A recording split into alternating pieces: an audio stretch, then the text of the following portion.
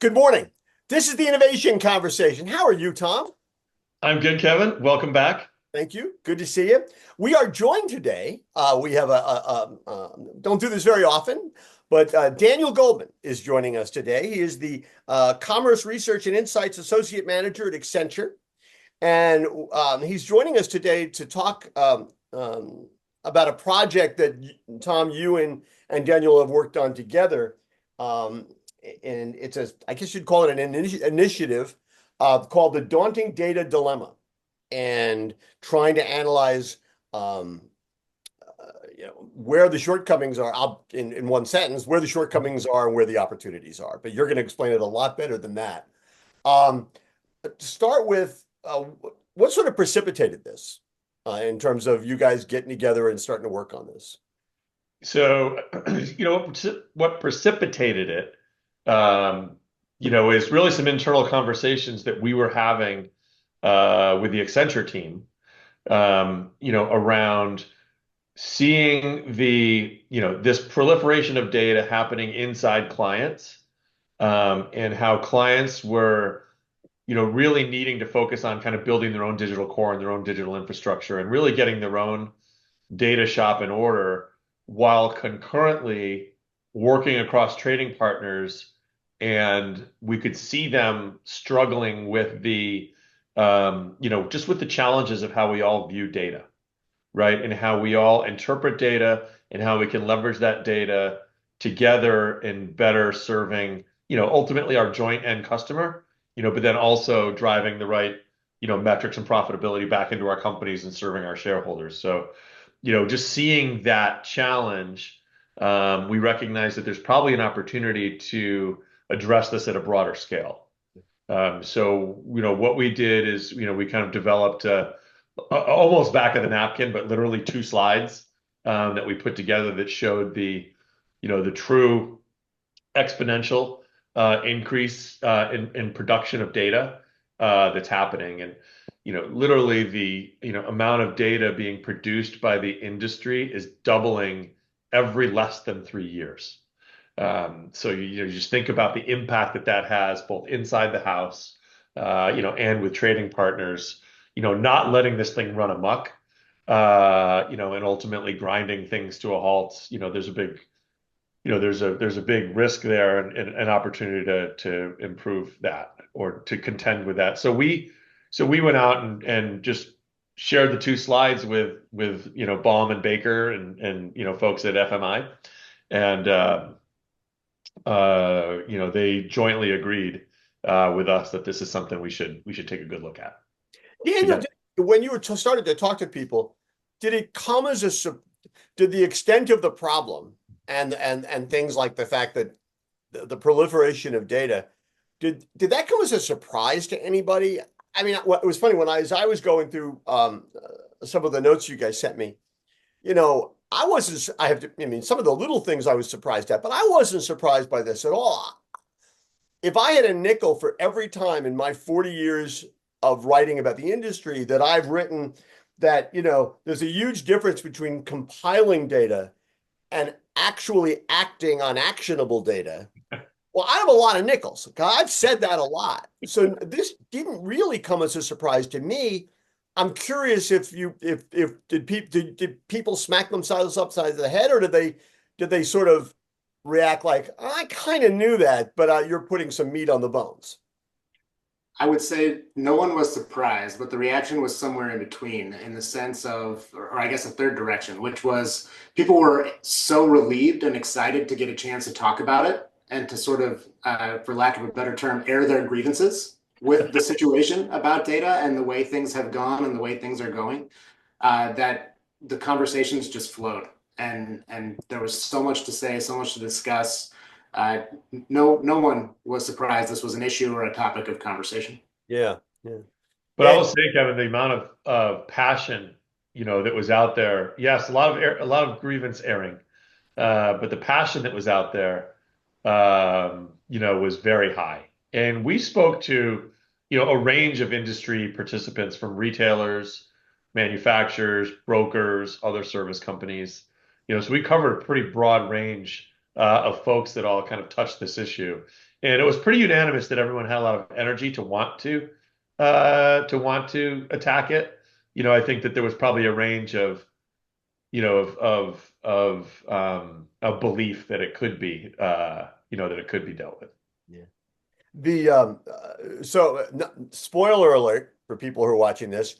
You do make the point early in the notes that I read that it is not yet a disaster.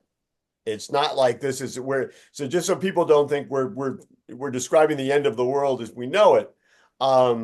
It is not a disaster yet, but how close are we to it being a disaster if the industry doesn't deal with the situation, swiftly and decisively and in a unified way? I'll just weigh in real quick on the front end of that, and then I'll let Daniel run with it. But I would say that, given the volume and increase in that volume of data being produced, and also given all the intelligent system now, the more and more intelligent systems, AI-driven systems that are using data, generating data, using that data that's generated. I don't know that we're, 3 years away, but you could see if it's not dealt with, in some, I don't know, 7 to 10 years. I don't know. I couldn't even know, define what it is, but there would be, a point at which this dilemma could become a disaster. But I think everybody feels, that it is something that we do want to contend with and start to get our arms around now to avert that. But I don't know, Daniel, what do you think?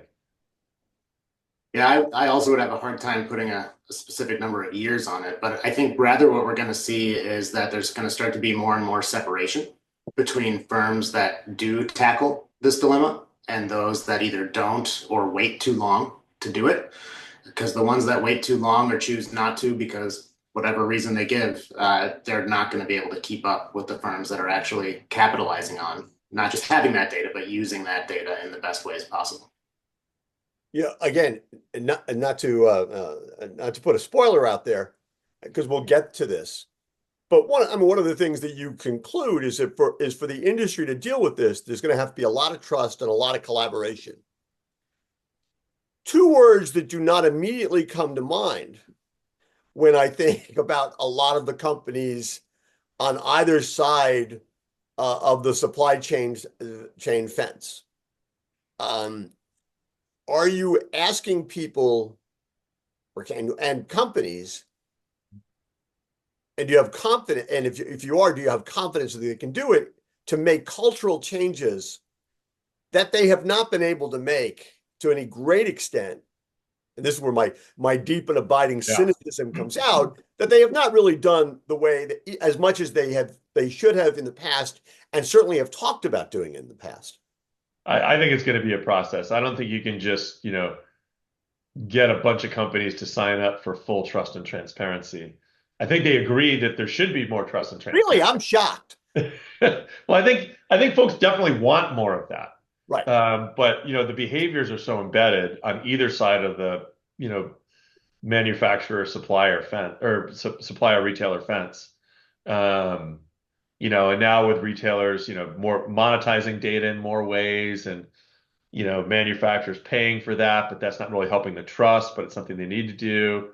I think that this is something that's going to have to be, kind of through a coordinated effort of bringing, some key retailers and some key manufacturers and some key service providers together, to then begin to establish the frameworks that enable us to begin to, generate that transparency and generate that trust. I think this has to be a deliberate process to get there. But Daniel would know, I mean, having run the interviews, I sat in 95% of them, but, having run the interviews, I'm sure Daniel has even more perspective on that. To add to that, yeah, what we heard over and over is about, it was unstated, but what came through is that the incentives for different companies at different parts of these relationships and different parts of the value chain don't align naturally for that trust and transparency. And so part of that coordinated effort, something that comes at an industry level or a key committee level, whatever it happens to be, has to focus on getting at least some of those incentives to start aligning to encourage more transparency and more trust, with the hope being, right, that it becomes cyclical, that the more transparency you have, the more trust you can build, the more trust you can build, the more transparent you can get, without it being fully transparent, right? There are certainly times where it makes sense to protect your data. So, a manufacturer may not want to share all their data with a retailer for understandable reasons, and vice versa. A retailer is not going to want to share all of its customer and sales trend data, own brands, competitor brands, et cetera, with a manufacturer. But there have to be some places of common ground that are established where that can happen, accepting that limits will exist. And the incentives just have to be aligned for that, and recognition that that rising tide should lift all boats. Yeah. And you've got to establish pretty quickly some level of ROI.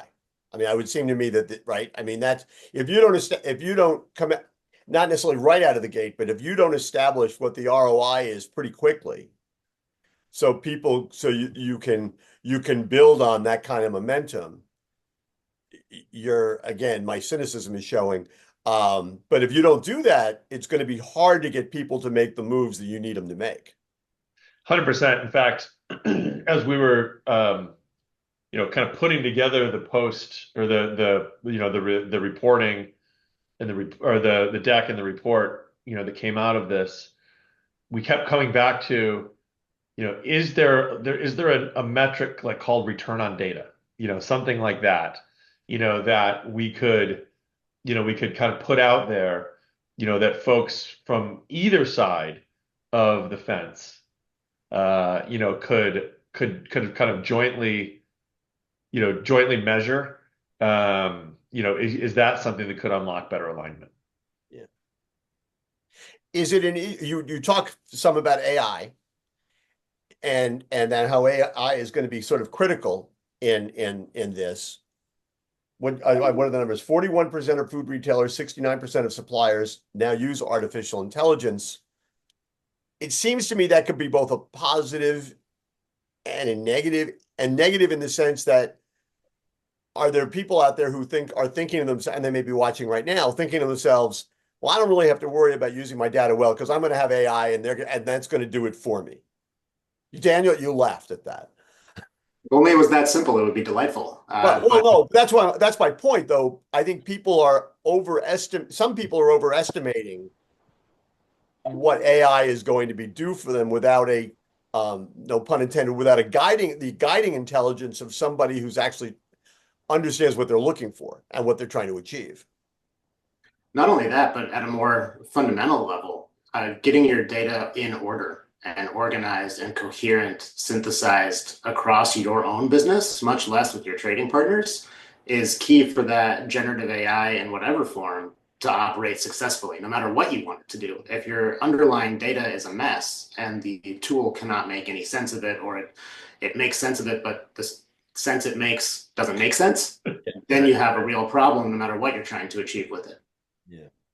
So you talk a little bit here in terms of, and when you analyze the problem, there's three things you point out. One is that complications arise from exponential data growth, lack of measurement standards, which I think is interesting. People are just measuring things differently.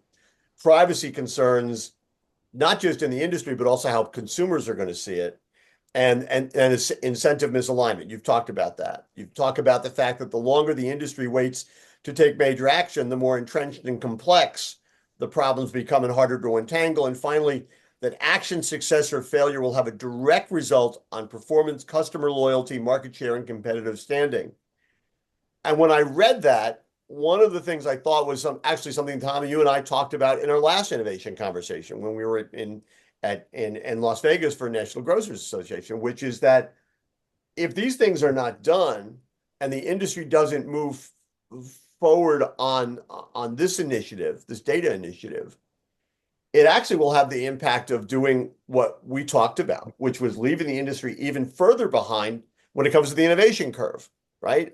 If you're not dealing with real and actionable information in a way that moves the needle on business, well, then companies are not going to build the technologies and innovate around the things that they need to do to move the food retail industry into the same sort of sphere where a lot of other retailers are operating. Fair? Very fair. To Daniel's point earlier, this is what will expand the chasm between the successful, retailers and manufacturers and the not successful retailers and manufacturers. This is going to be one of the key drivers of that. Okay. We've actually been talking for 15 minutes and we haven't gotten to the main theme. So what I'm going to suggest here, no, we're going to get to it because I'm going to do this as a two-parter.